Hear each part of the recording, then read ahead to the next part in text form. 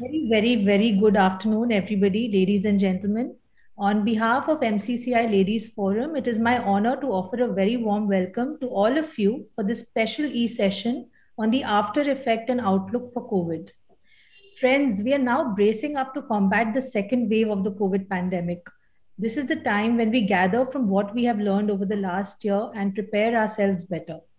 While last year we were facing an unknown challenge out of the blues, this time, hopefully, we are better equipped. This time, with a refurbished infrastructure and an Indian designed vaccine, we are better prepared for the challenge. We've also learned about the disease and its aftermath. We now know that more often than not, it is the after effects of COVID that has proved to be more challenging for the patients. With numerous patients reporting varying degrees of discomfort and ailment, even after they have proved to be COVID negative. In this situation, we need proper and professional guidance on how to cope with the effects and after effects of COVID, on preventive, containment, and palliative cares required for COVID patients, the do's and don'ts for prevention, containment during infection and post infection to avoid complications, etc. We are honored today to have none other than Dr. Rupali Basu, Director and CEO, Woodlands Multi-Speciality Hospital, to counsel us on these matters. Dr. Basu has earlier served as the President and CEO at Apollo Hospitals Group in the Eastern region and has also been the General Manager for Wockhardt Hospital. Dr. Basu pursued her medical degree from R.G. Kar Medical College, Kolkata. We thank you, ma'am, for accepting our invitation and gracing us with your presence amidst your busy schedule. On behalf of MCCI MLF, I would also like to congratulate you and your team at Woodlands for the laudable service that the institution has provided to us during such challenging times. A very warm welcome. Thank you so much. Thank you. I It's would my now honor to be with you all. Thank you. thank you. I would now request you, Dr. Basu, to give us a general outlook on what the COVID situation is currently, since you are fighting this battle every day. So thank you very much. Thank you once again, MCCI, for for requesting me to for asking me and honoring me with this discussion today. I really do not know whether I'm capable of giving you all a overview, but I don't practice clinical medicine. But at the same time, I have been kind of, I was just mentioning that being prehistoric, I've been with healthcare sector for ages now. It's 30 years that I chose to work in Calcutta, although I've been trained in all over the world, the best possible universities in the world, and could have worked on all over the world, because we study British pharmacopoeia, and we are allowed to practice in UK, and yes, we have to take some tests in America, but we are respected all over the world. But I chose to work in Calcutta because I thought that there are work to be done here, and Eastern region was kind of coming up onto the ladder for the medical dynamism, the medical advancements for quite some time. And then last 30 years have been large number of roles I have played in the region. Not always that in the forefront, but I like working at the back to make sure that all hospitals do have an accreditation journey, creating policies and protocols so that you have standardization of care, and used our positions in our hospitals in the sectors through the business chambers to facilitate the sector. So I've done a lot of work, so been there.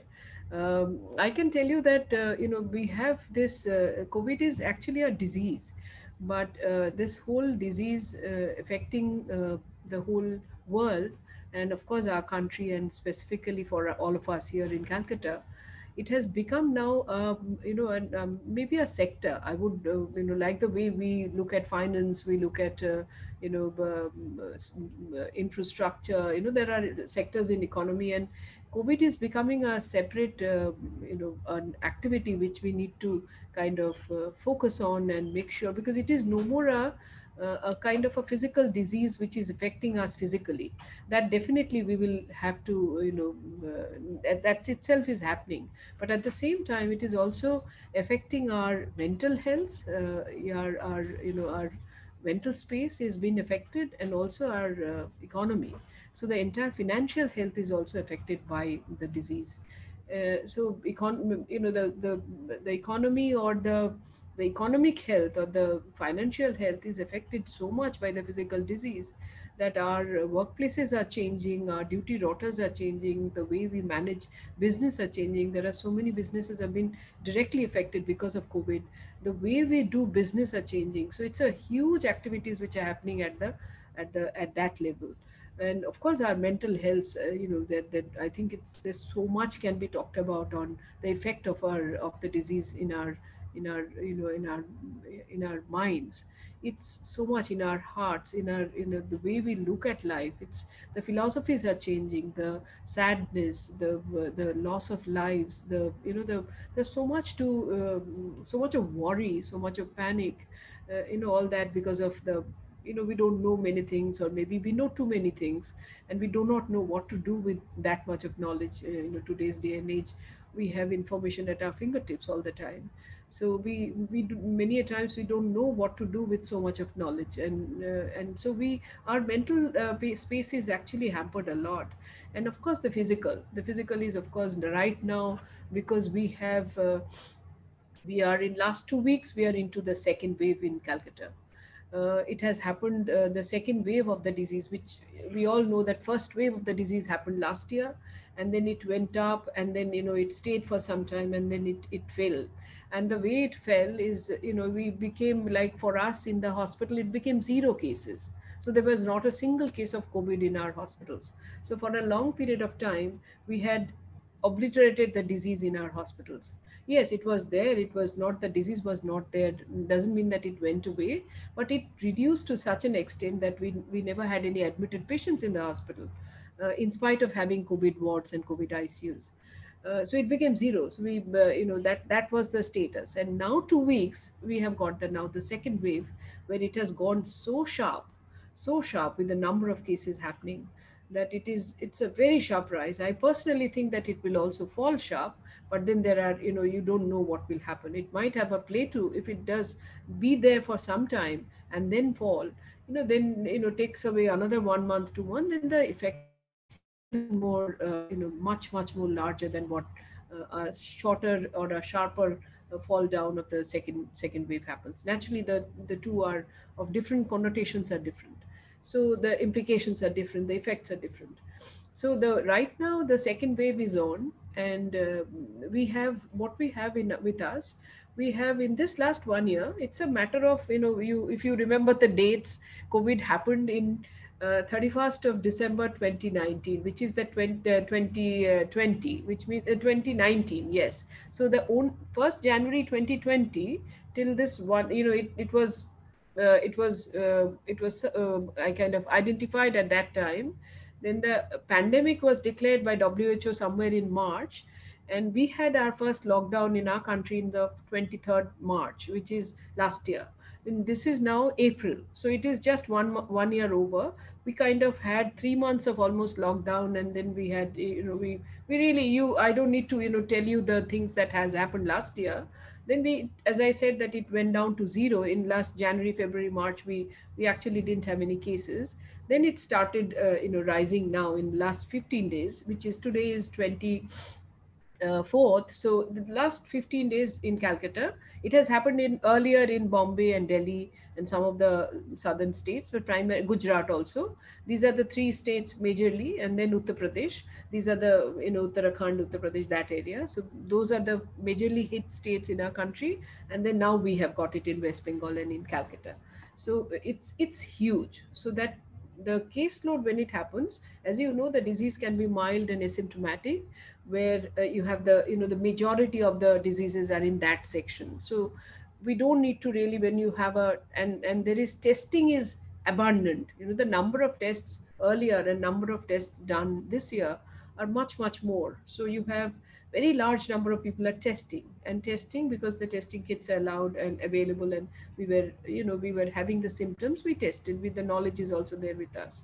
The moment you have that, then you are actually, there's a large number of positives are coming, but then positives in the preliminary, the asymptomatic, what you call the mild state, we don't have to worry so much. We just need to home isolate and be at homes. I think that's also was happening more this year. So that's a large chunk of people. 80% was, we used to say last year. This year we are saying 85% of our people are actually in that mild and asymptomatic zone. The next chunk of people are actually are requirement of oxygen and antivirals, and then zinc and vitamin D and all that. So that chunk of group of people need to be observed. So we are creating satellite zones, using hotels. All of our hospitals have done that, or they have been put into the hospital somewhere. I personally think they need not be in the hospital, because these are also 2 liter oxygen. You can still be a little, maybe a home care, basic home care and advanced home care, or a satellite center that can be managed also at homes. We know how to do, hospitals at homes. In the olden days, we have delivered babies at home, and our home was number 1 Lee Road, where Shonjit was delivered at home. We did that by choice. So it is not that it is not possible to make the hospital, home into a kind of a zone. But it is, yes, we get worried because it is an infective thing, and others have to be, also be looked at. Children are around. So, but there are issues, but then that can be also, those can be also managed, because there's a specific time by which you come out of it also. But then there is a group of people which are moderate and critical. Now, this moderate group and critical group, which is the rest 15% of the people that are getting COVID, needs hospitalization, and they need to be given antivirals like remdesivir, and they need to be monitored.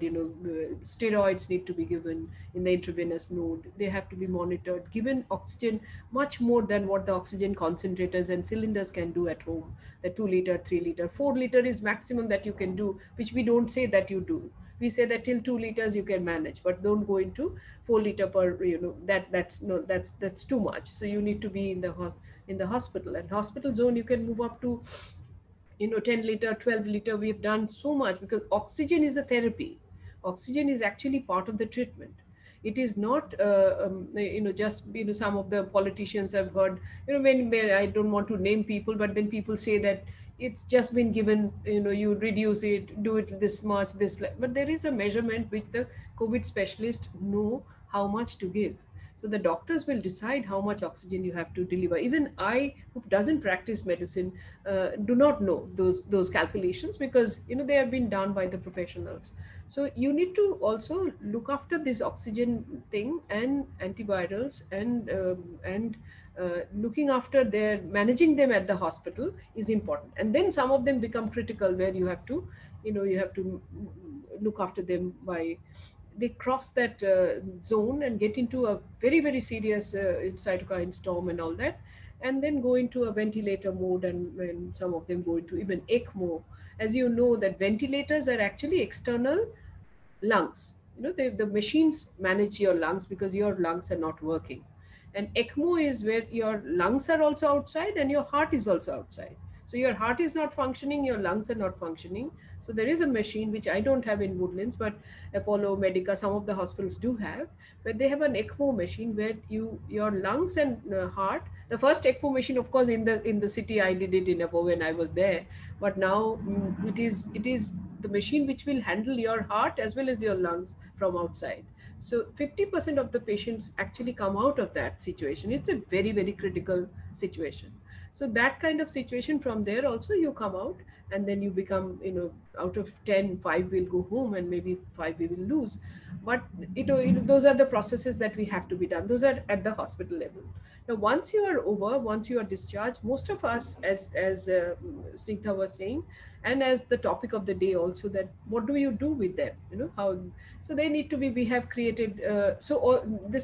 We have created post-COVID clinics, COVID care clinics, where you are supposed to, be in touch with those doctors who have treated you, and can, kind manage your lungs. Primarily, it's a COVID pneumonia, so it actually hits your lungs. But when you are very, very severely ill, then many of your other systems are also involved, and then those areas also need to be looked at. So that's how the physical part of the whole scenario is. Currently, in our city, we are in short of beds.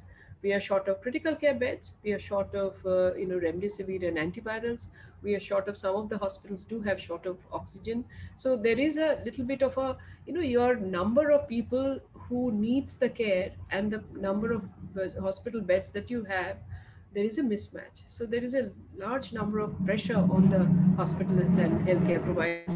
Right now, say for example, I have so many people who are asking us to get admitted. Every day we get more than 50, 55, 60 calls that I need a bed, but we can provide only 5 or 6.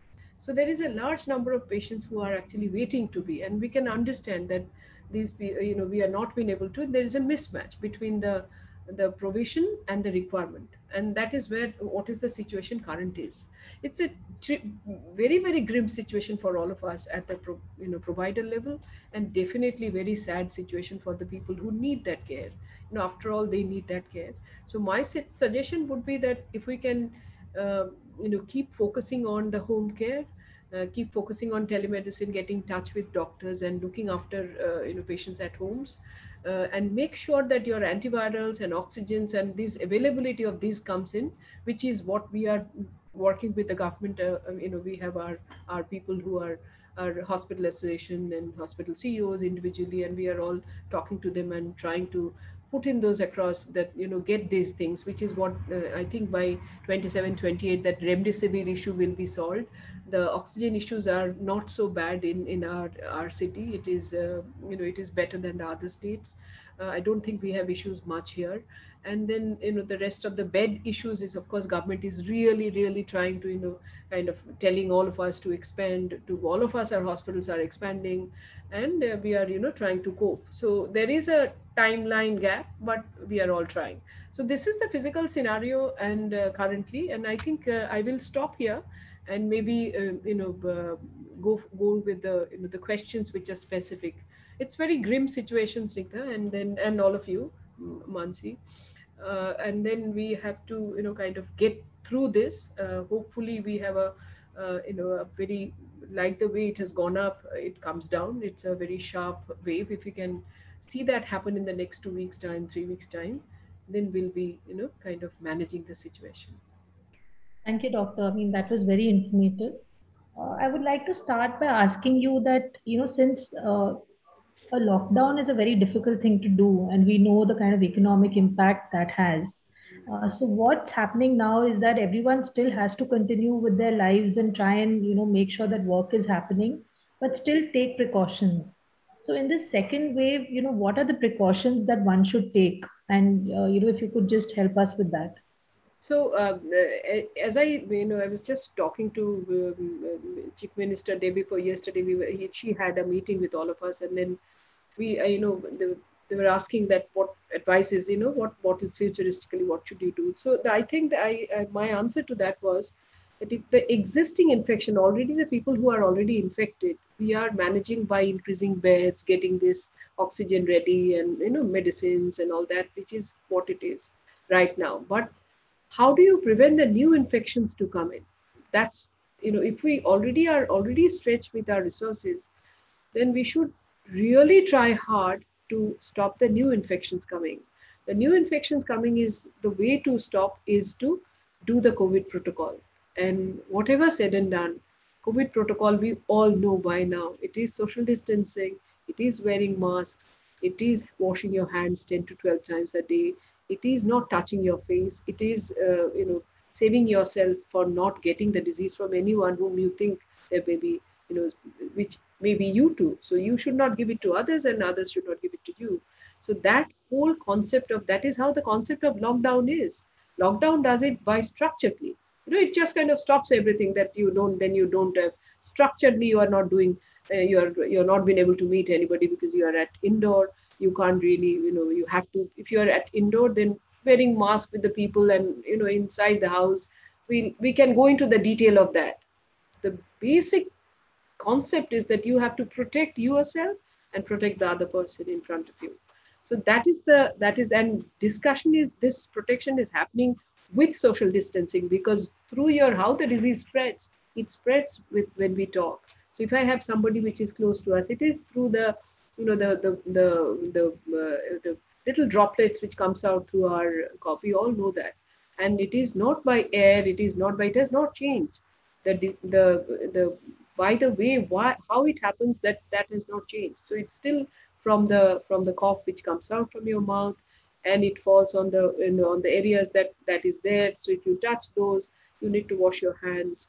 You should not touch your face. You have to, I do 10 to 12 times wash my hand, or my sanitizer is, next to me. So I use my sanitizer to, and then, you have to wear your mask in front of others. I don't allow in my office to have people coming in. You have to, kind of do those things and make sure that you don't have the viral load with you, and you don't, which is what you spend it to others, or you don't take the viral load from others. You reduce the viral load which can happen. So that's how I think we have to stop the new cases coming in. And definitely lockdown is not the answer. I don't think that is the answer. But COVID protocol, yes, yes, yes. So which is where I think we have real fatigue. I can see in my doctors that, they don't, they also don't follow the protocol at times. So we are again back to, and of course the whole community. We have seen enough of examples. I don't need to mention. I'm really horrifying to think that going forward what will happen. But there are Eids coming, and then festivals coming. There are, we have just finished some massive, crowding and things like that without any COVID protocols. When a zero COVID protocol, we have seen that enough. So if we continue to have that, then the new cases will continue to happen, and already stretched scenarios will continue to, it will now break. So that is where we have to stop. So COVID protocol protecting is must. I think I will ask all of you to stay back for next 15, 20 days. Just stay back indoors. Go back to those, lockdown days. Don't do lockdown as such, and the organizations have to run. I think everything has to run. Businesses have to run. Enterprises have to run. But make sure that I'm quite sure that if you intelligently think, then you can create those. Say, for example, in malls, you need to have everybody wearing masks. You need to have, hand washers everywhere. So you have to have people who supervises the people who are coming in, and crowdings have to be stopped. So that those kind of things have to be done. The basic three things that we learned last year still remains the same: wear mask, wash your hands, and safe distancing. So this is has not changed. Doctor, I just wanted to know one thing. Suppose I had COVID. Am I still a carrier? Yes, you can get a second once. If you are infected once, doesn't make you completely that you will not have the disease again. But we have not seen too many. But you can you can actually carry the infection, which means that you can have the infection for the second time. We don't know those. So basically, if you have the chances of, if you are a pure COVID, post-COVID patient, the chances of infecting others is less, but you still need to wear your, you can get the second disease. You don't know. We don't know as yet. We haven't seen too many of second disease happening. Have you heard people getting a second disease? Mansi? Yes, I have. I have heard of a full family. Yes.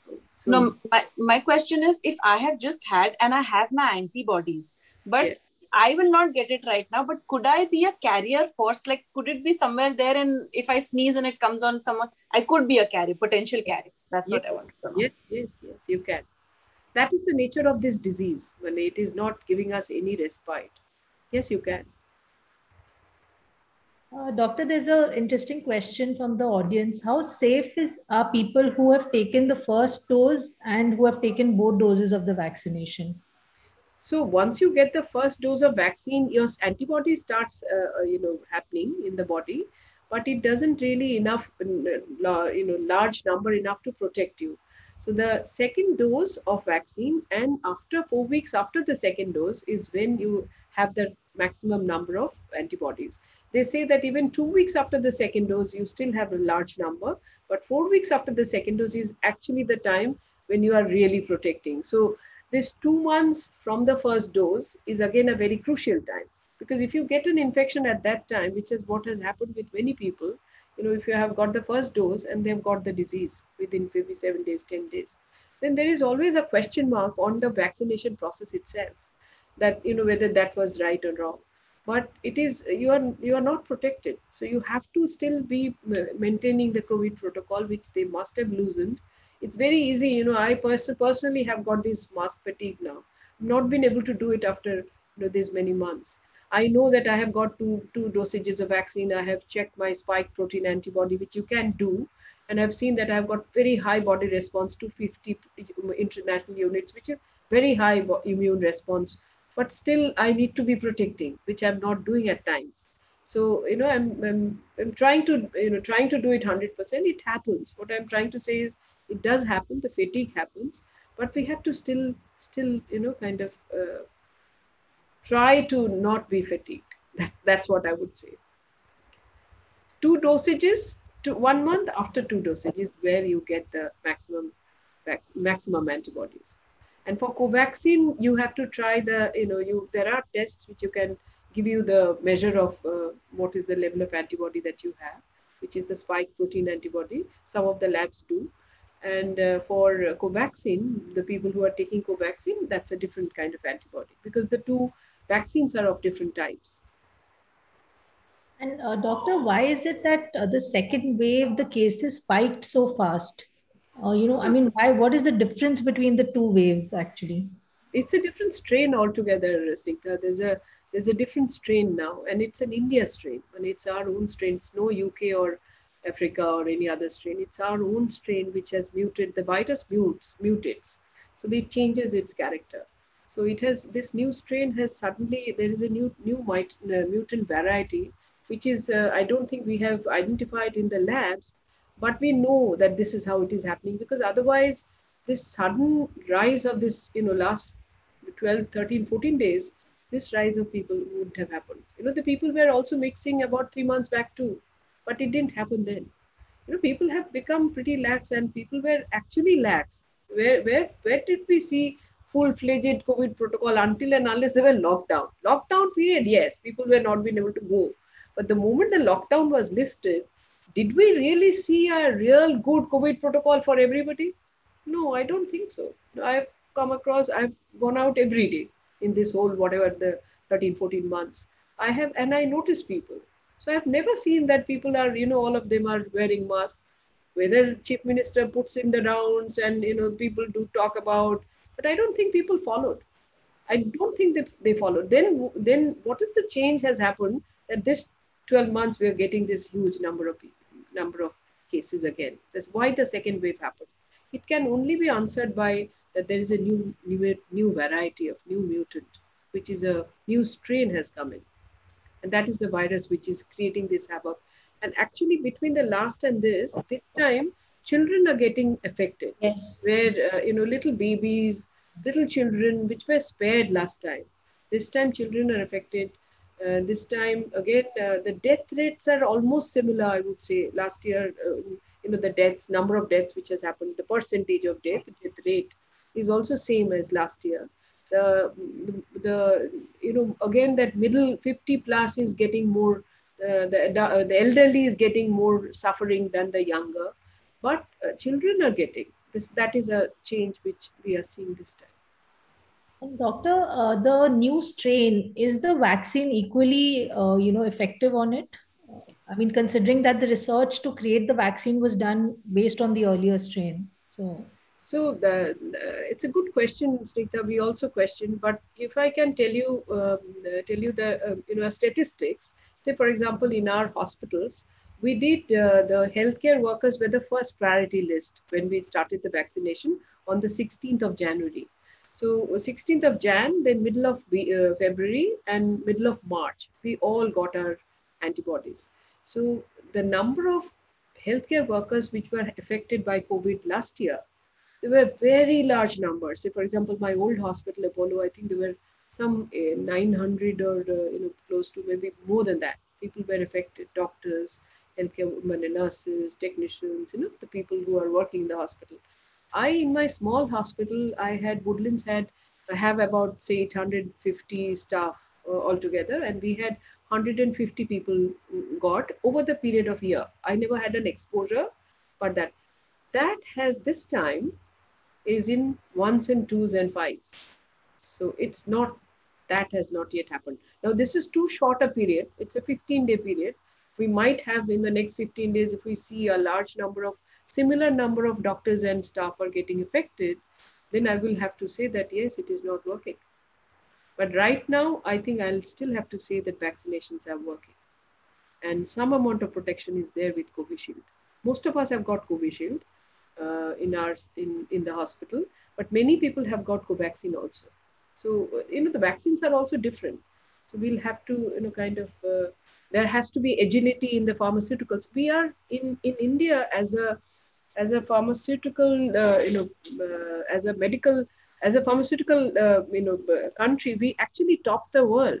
So there is a lot of knowledge inside our country, who actually, the labs do change, and they do constant researches do happen. They search the new variants and they put those things into the vaccine. So the new batches would have certain more, variant, which will certain more chemicals, which will actually prevent the new strains. So there will that work goes on simultaneously. So it will go on. So the new batches which will come up now, at 1st of May onwards, it is now for everyone. Now that 18 years plus, everybody can get vaccinated. Which I was telling from the day one that Koldo, why are you doing priority list? You give that Poonawalla and Bharat Biotech, tell them that this is what we need. Ask them to produce. They'll make new plants. We are massively entrepreneurial as a country. So we will bring up things just like that. Raat hum log bana lete, things can come up. We could have vaccinated the whole country, which we didn't do. We went priority, healthcare worker, frontline worker, then older people, which is what the Western world was doing. We didn't need to follow that. But finally, the day when the second wave could have been avoided if we would have done a vaccination drive. That's again my personal take, and I think we have made a mistake in not doing it. But now that it's opening up in 1st of May, we need to have now there is vaccine shortage, and there is the whole country is grappling with so much of cases, and it's really when it's stretching.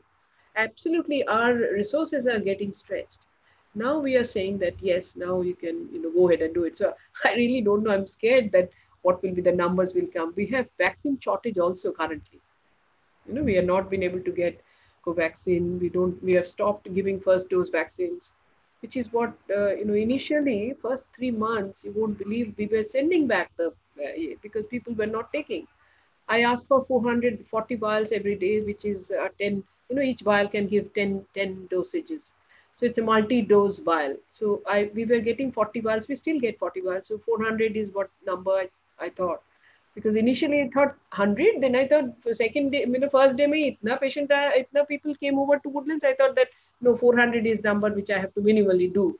And I don't have space. When it's so crowded, people do complain, but I still do. Because it's, finally, you have to wait maybe 3 hours, 4 hours, whatever, but you are getting vaccinated. So to me as a doctor, that's more important than the waiting time. So I kind of have continuously these few months, that 16th of January that we have started, we have given, close to 300, 350 every day.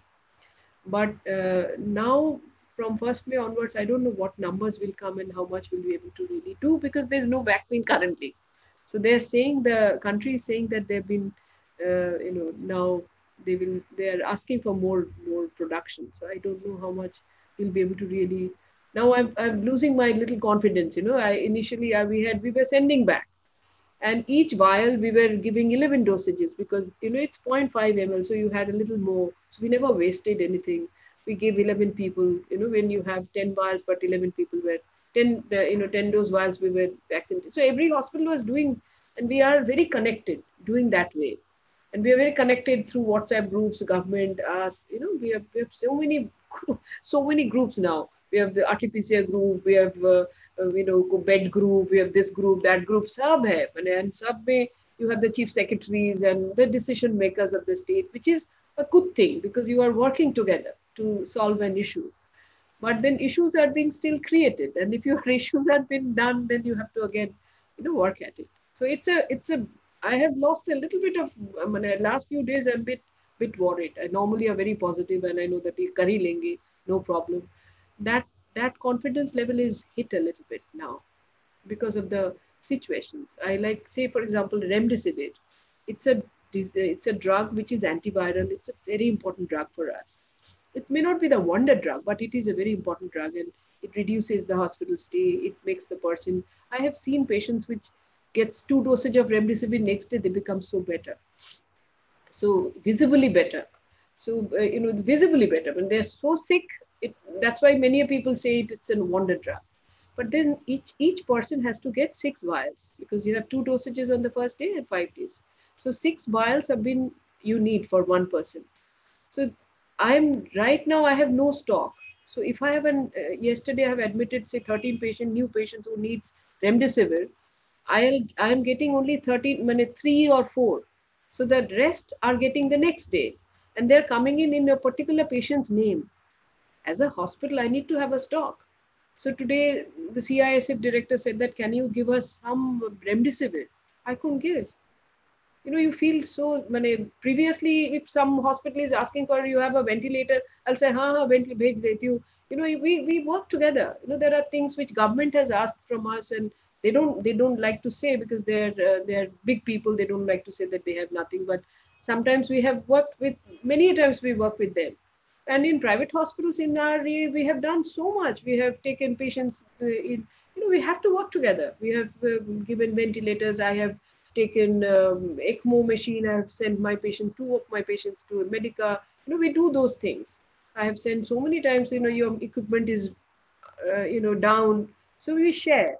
But in this case, I couldn't do that because there's no stock. And you feel bad about that you're not been able to really help someone with almost a life-saving drug. Yeah. That's how it is. Doctor, sorry. No, go ahead, please. Doctors, am I giving a very long answers? I don't know. I keep on talking sometimes. Is it doctor, okay? it's from you, we're looking for reassurance from people like you. We're looking for the light at the end of the tunnel. So it's good to hear what you have to say, actually. Doctor, now they're saying that if you've had COVID once, you shouldn't be taking your vaccines for about 4 to 6 weeks or 4 to 8 weeks after that. Why so? And they're also saying CRP should be below 1 when you take your vaccine. What is this whole thing? Could you please put some light? So I'm also not really, we are all, I'm not so sure about why they're saying so, but I know this much is that once you have a COVID infection, you are actually having the antibodies, because it's an antigen which has come in, and there will be antibodies in your body, which is of a different type. Now the vaccine is also actually doing the same thing. It's actually antigen from outside. It's pushed in to you, and then your antibodies will happen.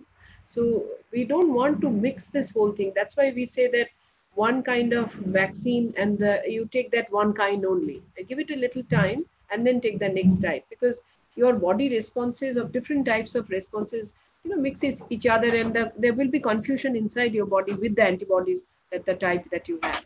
So once you have the COVID infection, just give it a time of maybe 4 weeks, 6 weeks, 8 weeks, because you will have antibodies, so you are protected, and you don't need to really have one more different type of body response, immune response. Just give it a time, because antibodies again fall with time. So once they fall, they give it a little time and then get the vaccine in. So that's how we say. But otherwise, your body has a type of immune response to the Covaxin virus itself, and then now you have Covishield, as you know, is from the chimpanzee. It's a vector-borne vaccine. And then Covaxin is a live attenuated virus. It's also from the live virus, but it's kind of similar to the disease itself. But they're all different types. So they do different types of responses through that's why I think it's been told. So you just listen to the COVID specialists. I think they are the best people. But so give it a little time, Mansi, and then take it. I think it's important it's for your own family, right? Your family had COVID. Mansi had it just very recently. Just be there. I think just give yourself some more time. When did you last got better? When was your date? I tested negative both the times, but then I've got my antibodies and I've got my CRP still a little high. It's 4.9, but it's still a little high compared to normal. So just give it a little. So which means that post-infection, this is how the situation is to yourself, and you might as well, you would know more than me. I think, Mansi, because you have to, we keep learning, we keep understanding, use our own intellect, and talk to your specialist. Learning your own body is very important. So the immune responses are different. That's the major scientific reason. Okay. And then take the vaccine. You have to take it, but little later maybe. Okay. There are several questions coming in, doctor, but in the interest of time, I don't want to hold you back. Where are we time-wise? We have completed? Yeah, 40 minutes. Okay. I won't hold you back, doctor. I know you're so busy. So I would just like to invite Mansi for the vote of thanks. Thank you. Mansi, you're on mute. Sorry. After this very engaging and informative session on the after effects and outlook of COVID, I would like to take the opportunity to thank Dr. Rupali Basu. And she's answered, I think, a lot of questions. And I know we still have a lot of questions, but we've unfortunately tied up because of the time. But I think, as you said, you have to understand your own body, and we're all learning. So I guess we'll all at some point of time figure out something or the other. But the knowledge that you shared today, it's very invaluable, especially as we brace through this and combat the second wave of COVID. So we're very grateful, Dr. Basu, for sharing your valuable thoughts with us. And I would like to thank the media as well, and for their support, and please cover today's proceedings properly. And thank you so much for whoever have gathered online. Thank you, Dr. Basu, once again. Thank you, Mansi. Thank you so much. Thank you, doctor. And from all of us, please convey to your team at Woodlands that as citizens of India and of this state, we are so thankful to each and every medical practitioner for what you all are doing. Thank you so much. Thank you. We need the encouragement so much. We just need the pat on the back. You are just there, and day in and day out. It's like we are getting really tired, but trying to, within that, tired portfolio, the second wave has actually pulled us down a lot. Yes. But we're still trying to, we have to do, and we are trying to do. In the morning, we had a meeting with the doctors, and they were saying that we are all feeling very grim, which is what it right now, even my feeling is. But I think we all have to put in our 100% effort, our smiling faces, and do our job as happily as we can. So we will continue to serve. Just give us suggestions, tell us what more we need to do. We are all open, and this is new knowledge, so we also need to learn ourselves. Thank you all very much for inviting. Thank you, doctor. Very much. Thank you so much. Bye-bye. Thank you. Bye-bye.